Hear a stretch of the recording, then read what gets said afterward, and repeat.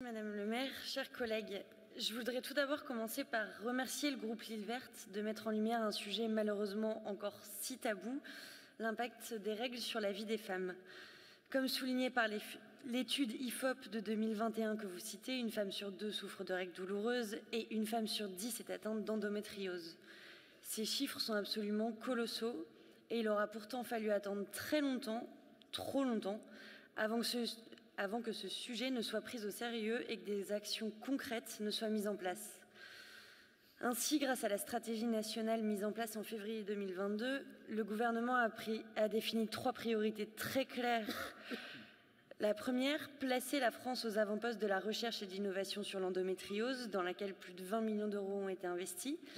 La deuxième, garantir un diagnostic rapide et un accès aux soins de qualité. Et enfin, communiquer, former et informer l'ensemble de la société sur cette maladie encore trop peu connue ou trop mal connue. Le congé menstruel tel que vous le présentez peut sembler être une réponse adéquate à la souffrance de ces femmes, mais si l'intention est bonne, elle nous semble être une fausse bonne idée. Nous pensons tout d'abord que le combat doit être celui contre la maladie. Et c'est ce que nous faisons en investissant dans la recherche, car on ne peut se satisfaire d'une reconnaissance de la douleur engendrée par ces maladies.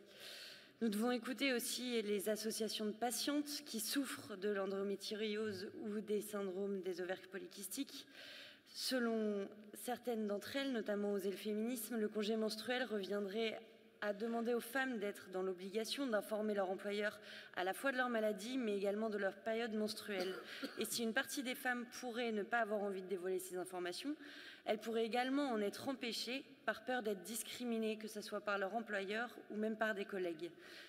De plus, l'instauration de ce congé amène une interrogation à laquelle le vœu ne répond pas. Comment financer ces congés? Qui doit les financer? Vous citez la ville de Saint-Ouen. Ce sont les autorisations spéciales d'absence des agents qui sont là-bas utilisées. Ce n'est pas un dispositif financièrement stable et viable.